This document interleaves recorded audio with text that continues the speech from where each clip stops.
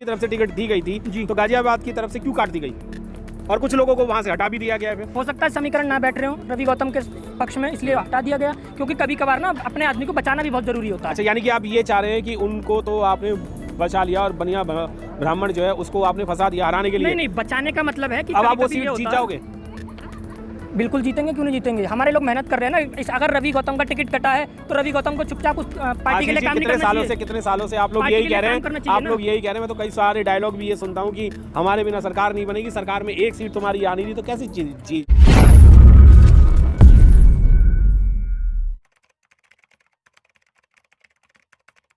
बोलना चाह रहा हूँ कि जो मेहनती और ईमानदार कार्यकर्ता है, आशीष जी ये बताइए क्या मेहनती लोगों को अच्छी चीज मिलेगी?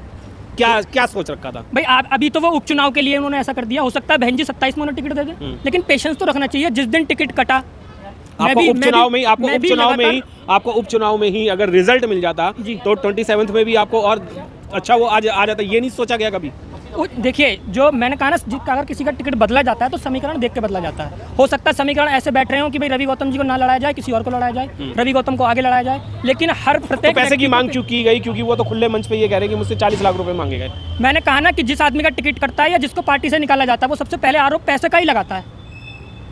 सबसे पहले आरोप पैसे का ही लगाता है। क्या ये 15 साल से, जब अब वो मैंने भी लाइव देखी है, जो 15-20 साल का वो बोल रहे हैं कि मैं काम कर रहा हूँ समाज के लिए, पार्टी के लिए, वोट डलवाता भी हूँ, ये है वो है, जो भी है, तो 15 साल से पैसे की बात क्यों नहीं आई? चांदनी चौक से टिकट कटा था जी, कौंडली से टिकट कटा था जी, उन दोनों ने तो पैसे की बात नहीं करी, तो फिर ये पैसे की बात क्यों? ऐसे तमाम बहुत सारे लोग हैं जिनकी तमाम लोगों की टिकट कटी या किसी बेस पे, किसी आधार पे किया गया, उन्होंने तो पैसे की बात नहीं करी। अगर ये बात करें तो कुछ ना कुछ तो होगा ना। देखिए, ये सब लोग बस सिंपल बात है, ये पार्टी को खराब करने वाली बात है और पार्टी के नेता को नाम खराब करने वाली बात है। अगर आप ये कह रहे हैं खराब करने वाली, बहन जी ने खुद मांगे, बहन जी का तो कभी कहीं नाम ही नहीं आता जो उनके अब कोई और कोई पैसे मांगता रहे और आप बदनाम पार्टी को कर रहे हैं और बहन जी कर रहे हैं, तो गलत बात है ना। तो पार्टी के नाम पे मांगे जा रहे हैं ना, पार्टी के लोग मांगे हैं। बहन जी अगर मांगे या पार्टी के जो कैशियर या और जो आधिकारिक लोग हैं वो मांगते हैं, तो बात होती है ना। तो बहन जी की तरफ से जब टिकट दी गई थी, तो बहन जी की तरफ से टिकट दी गई थी, तो गाजियाबाद की तरफ से क्यों काट दी गई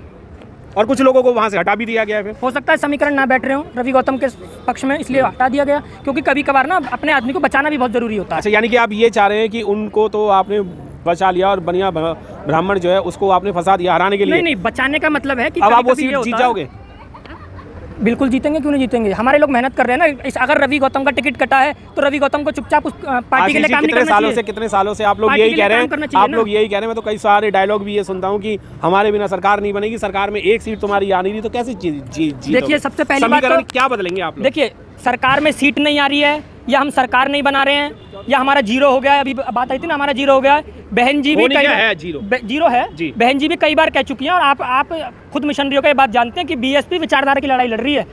सरकार तो एक माध्यम है, सरकार तो एक रास्ता है, लेकिन हम विचारधारा की लड़ाई लड़ रहे हैं। हम में और दूसरों में जमीन आसमान का फर्क है। आप लोग तो विचारधारा की लड़ाई लड़ रहे हैं, आप लोग जो लोग हैं वो तो विचारधारा की लड़ाई लड़ रहे हैं, पर जो उच्च पद पर हैं वो आप लोगों को बलि का बकरा बना रहे हैं और हर जगह आपको हलाल किया जा रहा है। नहीं, ऐसा नहीं है। और हम कहेंगे कि हम उच्च पदों पे जो बैठे हैं हम उनके लिए काम नहीं कर रहे हैं, हम केवल और केवल बाबा साहब की विचारधारा के लिए काम कर रहे हैं। और बाबा साहब की विचारधारा को लिए अगर कोई काम करती है तो बीएसपी काम करती है। जिस दिन बीएसपी बाबा साहब की विचारधारा के लिए काम नहीं करेगी, वैसे तो वो दिन आएगा ही नहीं, ये मैं डेफिनेटली श्योर हूँ, वो दिन आएगा ही नहीं। लेकिन जिस दिन विचारधारा के लिए काम नहीं करेगी, सबसे पहले विरोधी मैं होऊंगा। बाबा साहब ने कभी ये नहीं कहा था कि इसकी टिकट काट के उसे दे देना? तो बाबा साहब ने क्या कहा? आपने पहले नहीं सोचे थे? आपने पहले आंकड़े नहीं लगाए थे कि रवि गौतम का क्या होना चाहिए, क्या नहीं होना चाहिए? मैंने कहा किसी के लिए पेशेंस क्या? इतने सालों से वो पेशेंस लग रहे हैं। अगर मान लीजिए वो बहन जी ने बुलाया है और उनसे बात करी, वो बाहर आके तुरंत लाइव करने लग गए, बकने लग गए, मैंने भी देखी है वो लाइव, जिला अध्यक्ष को बोलने लग गए, कोऑर्डिनेटर को बोलने लग गए, तो आदमी को पेशेंस तो रखना चाहिए। कोई मेहनत करेगा, 10-15 साल से मेहनत कर रहा है व्यक्ति, और आप उसका चीजें नहीं लेंगे तो फिर कैसे करेंगे? सब चीजें आप बताइए, आप सीनियर हैं। देखिए, ऐसा है, रवि गौतम जी 15 साल से, 20 साल से, 10 साल से काम कर रहे थे, जो भी कर रहे थे, लेकिन बसपा में काम नहीं कर रहे थे जी। पहली बात तो ये। दूसरी बात ये है कि बसपा ने उनका सम्मान किया, बसपा ने उनको टिकट दिया जी। इस बात का उनको एहसानमंद होना चाहिए जी। बसपा ने उनसे कोई पैसा नहीं लिया, टिकट देते समय नहीं लिया ना, ये रवि गौतम जी कहते हैं। और उनके काम को देखते हुए बसपा ने उन पर विश्वास जताया और उनको टिकट दिया। किसी कारणवश नहीं टिकट हुआ तो अब ये कोई ज़बरदस्ती है कि रवि गौतम को ही होना चाहिए? रवि गौतम इतने 15 साल से काम करके बसपा के लिए काम कर रहे थे क्या? नहीं, लेकिन बसपा ने वो काम कहीं भी कर रहे थे, लेकिन बसपा ने पर किसी और पार्टी के लिए भी तो नहीं काम कर रहे थे ना। उनके कोई ये आरोप नहीं है कि वो कोई बीजेपी में गए थे, कांग्रेस में गए थे, आम आदमी पार्टी में गए थे, एसपी में गए थे। अपने लिए तो काम कर रहे थे ना, समाज के लिए काम अपने लिए काम कर रहे थे। देखिए फिर वही वाली बात है, अगर समाज के लिए काम कर रहे थे, आज अगर कहा जाए तो फिर तो बहन जी भी सुनो अपने लिए काम कर रही है। अगर समाज के लिए काम कर रहे थे या अपने लिए कर रहे थे, ऐसे मान लेते हैं। चलो, अगर समाज के लिए काम कर रहे थे तो बहन जी ने उस बात को समझा ना, समझा और उनको टिकट दिया। लेकिन पेशेंस नहीं है हमारे लोगों में, वो आज ही एमपी बनना चाहते हैं, आज ही एमएलए बन जाना चाहते हैं। लेकिन कोई ज़रूरी है कि इस उपचुनाव में सीट निकल भी जाएगी? नहीं ज़रूरी है। बहन जी ने सोचा कि भाई हमारा एक मेहनती और बढ़िया कार्यकर्ता है, तो ये ख़राब नहीं होना चाहिए। कुछ सोचकर उनको वापस लिया गया, लेकिन उनमें पेशेंस ही नहीं है, और पेशेंस नहीं है तो फिर उसका इलाज कुछ भी नहीं है। पेशेंस तो उसमें होते हैं, जैसे आप मुझे कोई बात समझाएंगे तो मैं समझूंगा उसे। जब आप यानी कि आपकी समझाने की क्षमता नहीं होगी तभी तो पेशेंस टूटे उनके। नहीं, देखिए माननीय जिन्होंने भी समझाया, मैं माननीय बहन जी के लिए नहीं कह रहा मैं। हाँ, माननीय बहन जी ने उनको समझा कर भेजा, उसके बावजूद भी होता, कभी कभी क्या होता है ना कि किसी अच्छे व्यक्ति की बात हमें समझ में आ जाती है, लेकिन हमारा जो दायरा है, जिनके हम साथ में रहते हैं, जो हमारे साथ में रहते हैं, वो हमें बात बार बार कह के हमें भ्रमित कर देते हैं। भ्रमित कर देते हैं तो हम भावावेश में, जोश में आकर ऐसी स्टेटमेंट दे देते हैं, ऐसी बातें बोल देते हैं जो बाद में हमारे ही खिलाफ हो जाती हैं। और इसमें ऐसा ही हुआ है। मैं रवि गौतम को गलत नहीं मान रहा, लेकिन अपने कुछ साथियों के जोश में आने पर, भावावेश में आने पर उन्होंने ऐसी प्रकार की स्टेटमेंट दी थी जो कि गलत है। अब गाजियाबाद की जो सीट है वो आप निकाल लेंगे? ईमानदारी से बताना। देखिए, बिल्कुल ईमानदारी से। हाँ, बिल्कुल। आपने देखा होगा मैं कभी भी झूठ नहीं बोलता, और ऐसी बात भी नहीं कहता कि बिल्कुल आँख, क्योंकि मैं बसपा का काम करता हूँ, आँख बंद करके नहीं करता, खुलकर करता हूँ। जरूरी नहीं है कि ये सीट निकलेगी, और जरूरी ये भी नहीं था कि तब भी निकलती, ठीक है ना। पर समीकरण तो बन रहे थे ना? समीकरण को देखकर ही तो दिए थे बहन जी ने टिकट बुलाकर। इन्हीं को नहीं दी, बहुत सारे लोगों को, इंदू चौधरी जी को, वो एक रिपोर्टर है, क्या नाम है उनका, शंभू जी को, एक दिल्ली यूनिवर्सिटी की प्रोफेसर थी उनको। हाँ, ये हमारे मजबूत लोग थे, माननीय बहन जी ने बुला कर टिकट दिए। लेकिन हमारा कोई आदमी बर्बाद हो जाए, है ना भाई, छोटी सी पूंजी है, छोटी सी पूंजी अर्जित की है, और इस उपचुनाव में 10 सीटों पर हम प्रयास कर रहे हैं। अभी 2 जिला पंचायत की सीटें हम जीते हैं, लेकिन ज़रूरी नहीं है कि ये सीटें भी हम जीत जाएंगे। तो हमारा कोई मजबूत आदमी बेकार हो जाए, छोटी सी पूंजी है, उसकी वो पूंजी खराब हो जाए, आगे चुनाव 27 में आने वाले हैं, बहुत आने वाले हैं, तो पेशेंस रखना चाहिए। माननीय बहन जी ने जब एक बार बुला लिया और हम पर भरोसा है, तो दोबारा फिर बुला सकती हैं। सर, कार्यकर्ता जो पार्टी के थे, मजबूत कार्यकर्ता, नाम गिनाऊंगा तो बहुत सारी लिस्ट लंबी हो जाएगी, वो लोग आजाद समाज पार्टी में चले गए। देखिए, क्या वो पेशेंस वाले नहीं थे जो बहन जी के बिल्कुल हाथों के नीचे बैठा करते थे और टॉप 10 में आते थे ये लोग, और टॉप 10 में से 8 लोग बाहर चले गए। देखिए माननीय मिलिंदर जी, कुछ लोग बाबा साहब की एक बात को मानते हैं कि राजनीतिक सत्ता वो मास्टर चाबी है जिससे सभी प्रकार के ताले खुल जाते हैं जी, ठीक है। तो वो चाबी लेने के लिए दौड़ पड़ते हैं, वो ये नहीं सोचते कि मैं इस काबिल हूँ भी या नहीं, मैं इस चाबी को लेने के बाद समाज का भला करूँगा भी या नहीं करूँगा, ठीक है ना। बाबा साहब ने ये सोच कर कहा था कि राजनीतिक सत्ता वो मास्टर चाबी है जिससे सभी प्रकार के ताले खुल सकते हैं, लेकिन ये चाबी उस व्यक्ति के हाथ में होनी चाहिए जिसके सीने में समाज के प्रति दर्द हो और जिसके दिमाग में समाज के लिए कुछ करने की भावना हो, तो उस व्यक्ति के हाथ में होनी चाहिए, हर किसी के हाथ में नहीं होनी चाहिए। ऐसे तो 131 सांसद हैं जो एससी सीट से जीत कर आते हैं, लेकिन सारे के सारे एससी को डुबोने का काम, उनको बर्बाद करने का काम करते हैं। 1400 सांसद आते हैं जीतकर सुरक्षित सीट से, वो किसी न किसी पार्टी के माध्यम से आते हैं। सर मैं एक चीज़ कहना चाहूँगा, मैं 8 लोगों की जो बात कर रहा था, 8 से 10 लोगों की जो बहन जी के टॉप 10 में थे, हाथों में ही। अब मैं बता रहा हूँ क्या ये नहीं कहा हम लोग है ना, कभी भी अपनी बुराई को हम कभी नहीं कहते, एक्सेप्ट नहीं करते हम कि भाई हाँ हमारे में ये कमी है, या हमारी वजह से वो व्यक्ति चला गया, या पार्टी के लोग जो हैं वो चले गए, या पार्टी के जो वोटर थे वो भी चले गए।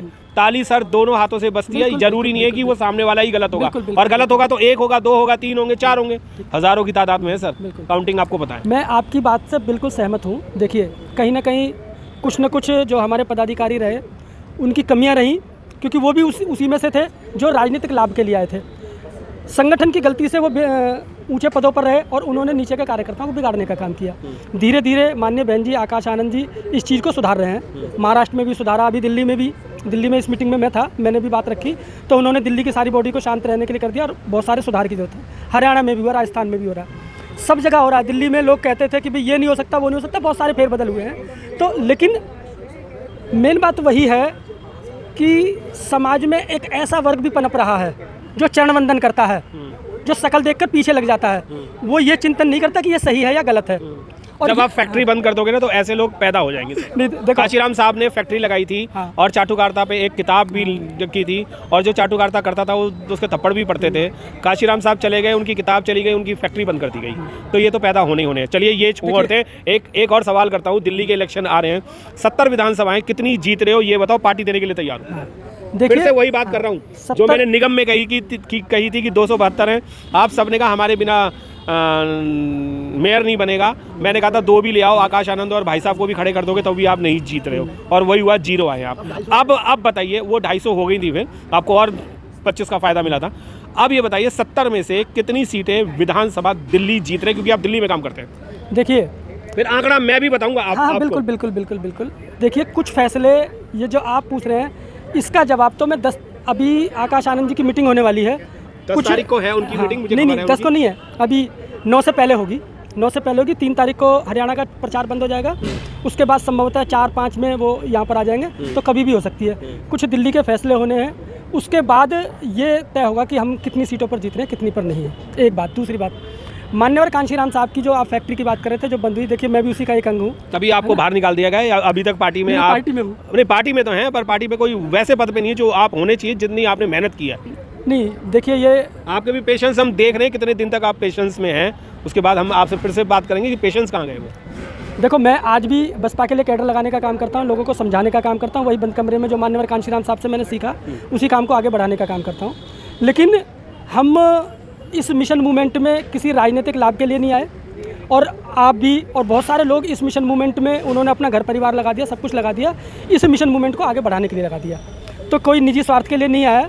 तो उसमें कौन कहाँ पर रह पाएगा, जैसे मैं कहाँ पर हूँ इस समय, या कहाँ पर था, या कहाँ पर आगे हो सकता हूँ, ये हमें इस पर विचार नहीं करना चाहिए। ये मिशन मूवमेंट कहाँ तक हम ले जा सकते हैं, हमें इस पर चिंतन करना चाहिए, इस पर विचार करना चाहिए। इस पर विचार होगा, और बीएसपी कितनों की टिकट अब दोबारा काटेगी, कितनों को देगी और कितनी सीटें जीतेंगे, सब रिजल्ट